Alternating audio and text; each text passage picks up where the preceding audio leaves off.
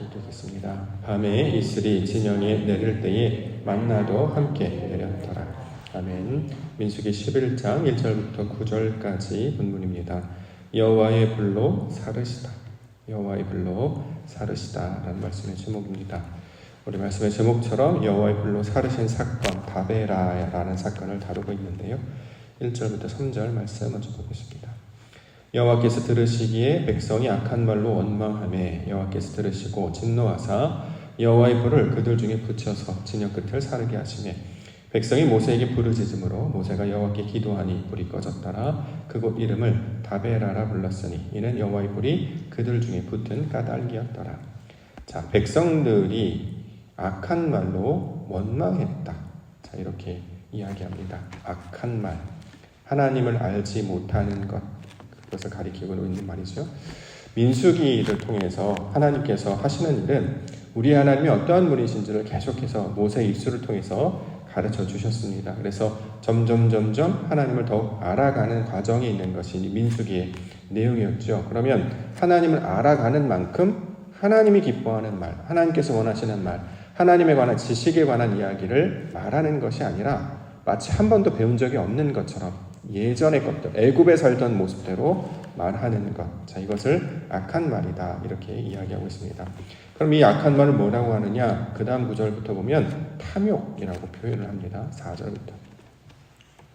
그들 중에 섞여 사는 다른 인종들이 탐욕을 품음에 이스라엘 자손도 다시 울며 이르되 누가 우리에게 고기를 주어 먹게 하랴?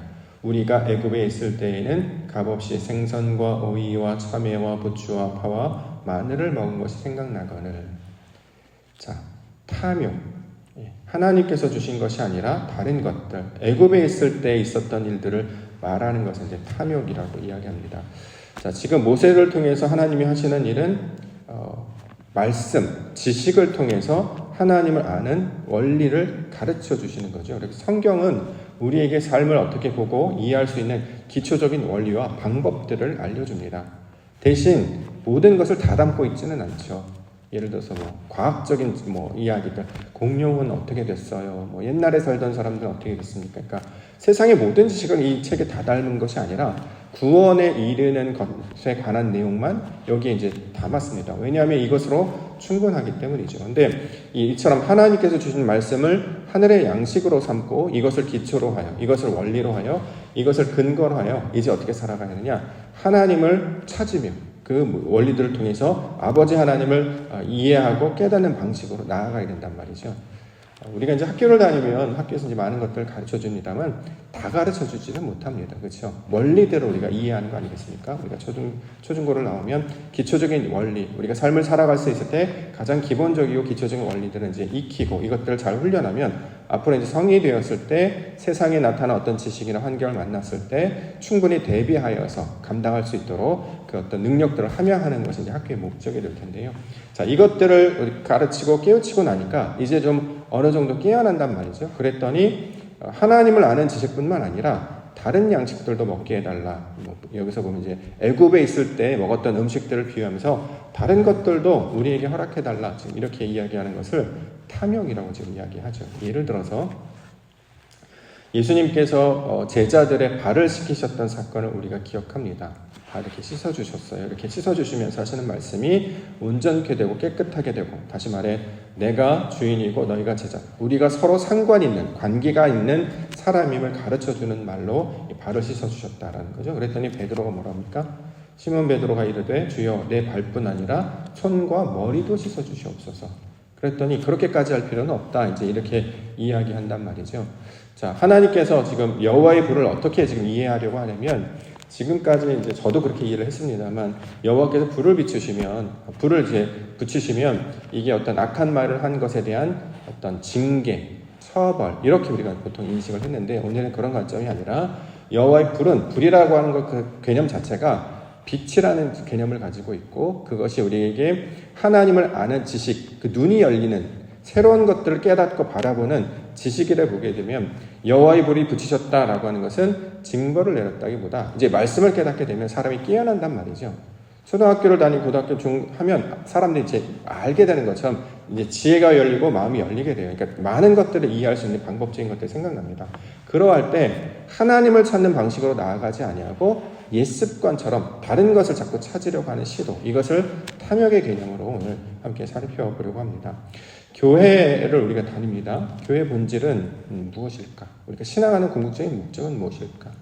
여러 가지 일들을 하죠. 교회를 다니면 말씀을 배우고 또 교제도 나누고 봉사도 하고 구제도 때에 따라서 하고 더 나아가서 이제 선교를 감당하기도 하고 교회 공동체가 할 수 있는 역할이 다양합니다. 이제 그 중에서 가장 기본적이고 기초적인 것이 있어야 되는 가장 중요한 핵심적인 것이 무엇이냐고 이야기한다면 다른 것이 아니라 이제 말씀을 통해서 하나님을 배우는 것이 가장 중요한 일이 아닐까 싶습니다. 왜냐하면 사실 말씀을 배우는 것 아니면 다른 것들은 사실은 교회 아니어도 이런 일들을 감당하는 것도 있단 말이죠. 그렇기 때문에 교회의 가장 기본적인 근본적인 핵심은 말씀을 통해 주시는 하나님의 뜻이 무엇인지를 우리가 날마다 배우고 이것을 연습하고 훈련하는, 마치 광야 학교에 나아가는 이스라엘 백성들처럼 교회 학교, 우리가 보통 그렇게 표현하기도 하는데 교회 학교를 통해서 하나님을 아는 지식을 여기 가운데 배우게 됩니다.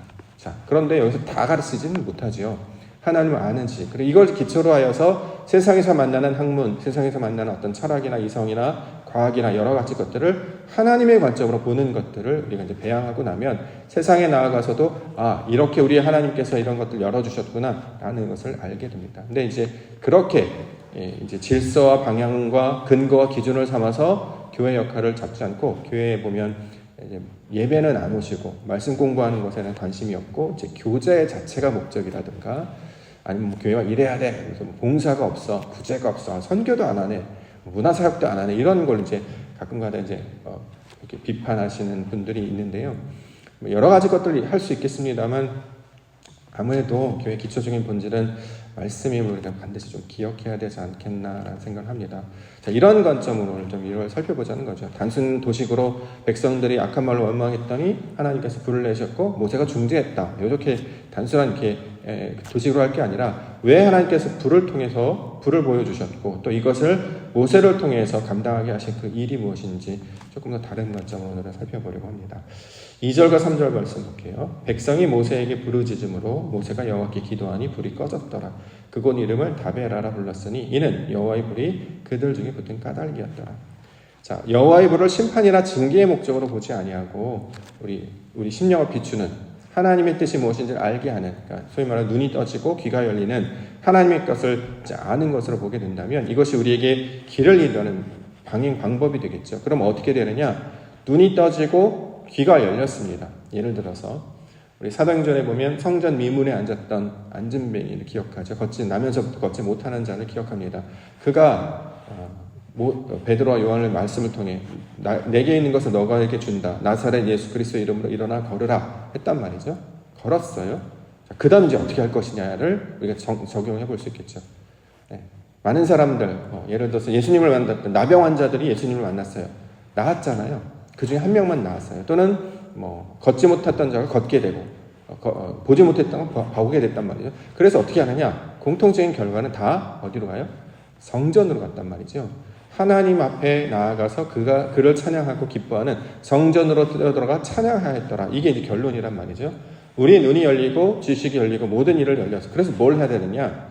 그래서 하나님을 아는 지식으로 그걸 연결시켜야 이것이 우리에게 유익하다라는 거죠. 근데 그것을 그런 방식으로 사용하지 아니하고 우리가 가지고 있는 무엇을 유익하게 할까라고 하는 다른 방식으로 나아가는 것을 우리가 이제 탐욕의 관점으로 보게 될 것입니다.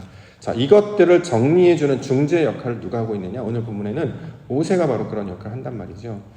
우리에게 율법을 주시고 성전을 주셔서 하나님을 아는 것을 감당하도록 율법과 성전을 우리 가운데 허락했습니다. 근데 유대인들은 그 율법과 성전을 하나님을 아는 도구로 사용하지 아니하고 자신들의 신앙과 자신들의 선민의식을 고취하는 하나의 폭력적인 도구로 사용했죠. 그래서 서기관들, 바리새인들 물론 어느 정도 인정하고 존경받을 만한 신앙의 모범을 가졌으나 그래서 본질에 다다르지 못하고 이것을 자신의 신앙 자체를 유지하려고 하는 방법을 사용했습니다. 그랬더니 주님께서 오셔서 율법을 번역해 주시고 해석해 주시고 성전의 의미가 무엇인지 가르쳐 주셨더니 그들이 깨달았죠.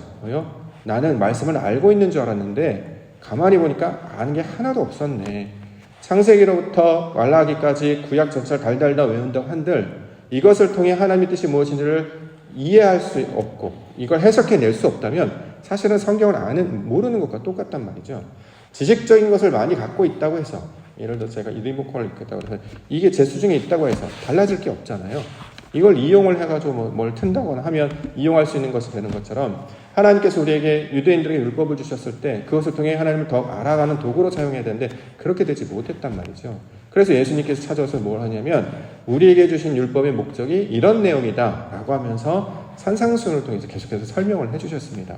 자, 너희가 이렇게 들었으나 율법의 목적은 이것이었고 너희가 바라보고 있는 성전의 의미는 바로 이런 것이다 라고 가르쳐 주셨단 말이죠. 그랬더니 말씀을 알고 있다라고 했던 유대인들과 서기관들과 제사장들의 반응이 어떻습니까?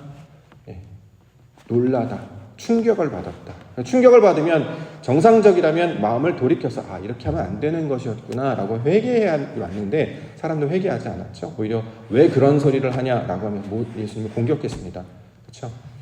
우리를 온전한 방식으로 가르쳐 주시고 인도해 주신 예수님께서 빛을 비춰 주셨는데, 사람들은 그것을 회개의 도구로 사용하지 아니하고 오히려 자신을 공격한다라고 생각하여서 예수님을 십자가에 못 박아 죽기까지 했단 말이죠. 자, 주님께서는 이렇게 하나님께서 우리와 나타나는 것을 중지하는 역할을 모세를 통해서 맡겨주셨던 것처럼, 이 예수님의 모형이 되고 있는 모세를 통해 우리 깨달을 수 있는 것은, 하나님의 말씀을 우리가 어떻게 이해하고 받아들일 것인가, 예수님께서 바로 그 말씀을 붙들고 삶으로, 그의 사역으로 나타나 보게 해주셨습니다. 자, 오늘 그래서 어떻게 하느냐, 만나에 관한 이야기를 연결해서 하고 있죠. 7절부터 만나는 가시와 같고 모양은 진주와 같은 것이다. 백성이 두루 다니며 그것을 거두어 맷돌에 갈기도 하며 절구에 찢기도 하고 가마에 삶기도 하여 과자를 만들었으니 그 맛이 기름 섞은 과자 맛 같더라. 밤에 이슬이 진영에 내릴 때에 만나도 함께 내렸더라. 자, 이제 백성들이 이제 만나에 주목하기 시작하여서 그것을 다양한 방식으로 이제 섭취하기 시작했는데, 이게 바로 이해하지 못했어요. 그러니까 만나, 이게 무슨 뜻이냐 이해하지 못했는데, 이것을 먹게 되면 우리가 이제 건강을 회복하는 것처럼 하나님의 말씀을 우리가 이렇게 먹게 되면 우리의 영이, 우리의 심령이 하나님께서 기뻐하시는 것들로 살아나게 된다라는 거죠. 자, 이것을 예수님께서 찾아오셔서 내가 그 만나였다. 그래서 나는 생명의 떡이다. 광야에 있었던 이스라엘 백성들은 그게 뭔지도 모르고 그냥 먹고 그냥 죽었는데, 이 나를 먹는 자는 살아나게 될 것이고, 죽어도 죽지 않고, 살아서 믿는 자는 죽지 않겠고, 죽어서 믿는 자는 살아날 것이다. 살아난다.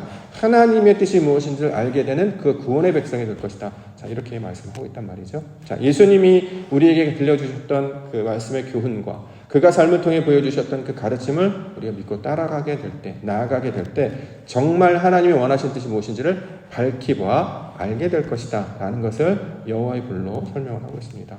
우리의 눈이 교회의 역할과 좀 비슷하다고 저는 생각합니다. 교회를 이제 처음 다닐 때는, 이제 신앙생활 이제 초보일 때는 굉장히 겸손하다가, 신앙의 연륜이 어느 정도 쌓이잖아요. 교회를 10년, 20년, 30년 또 이렇게 다니시게 되면, 그래서 어떤 상황이나 어떤 우리에게 닥쳐진 일을 하나님의 뜻으로 해석해 주시는 분들이 있어요. 성도님 너무 힘들어하지 마세요. 이 모습이 우리 하나님께서 좋은 것 주시려고, 우리를 기도하게 하시려고, 하나님을 더 알게 하시려고 하는 겁니다 라고 말씀하시면서 제가 힘이 되어드리겠습니다. 우리 같이 기도합시다. 같이 예배합시다. 제가 어떻게 도울 수 있는 방법 없을까? 이렇게 하시는 분들이 있는가 하면, 신앙을 그렇게 하면 안 돼. 그건 하나님 원하시는 것이 아니야. 이렇게 하고 저렇게 하고 이렇게 판단하시고 평가하시는 분들이 있단 말이죠. 어떤 것이 우리에게 본이 될까? 이런 생각을 해보면, 하나님을 안다고 하는 것이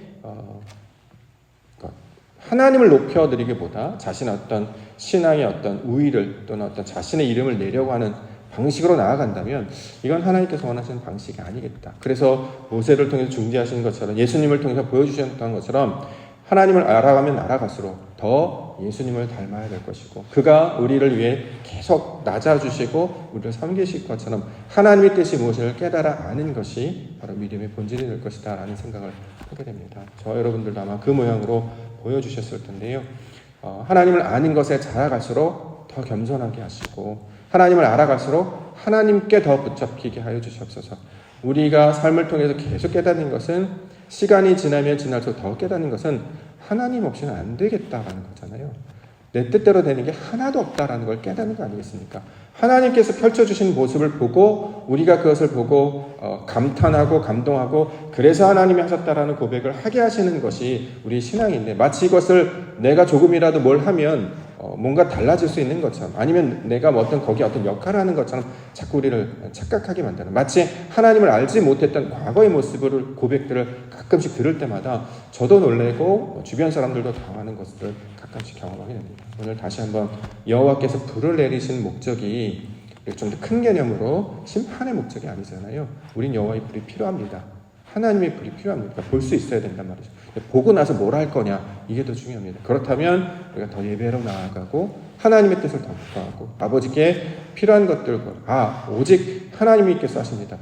나은 자들이 다 같이 일어나 성전으로 뛰어들어가 그 하나님을 찬양하고 경배했던 것처럼 그렇게 하나님을 더욱 알아가는 것에 마음을 두시고 뜻을 두시고 그것을 통해 그 만나를 우리 영의 양식으로 먹고 마심으로 더 성장해 나아가시는 우리 믿음의 성도님들 되시기를 원합니다. 우리 교회도 63년, 64년을 지나갔어요. 겉모습은, 내용은, 다른 것은 다 이제 부차적인 것이고, 그래서 우리 육도교의 목적은 무엇이냐? 교회를 통해서 저는 하나님을 더 만나고 더 배우기 원합니다.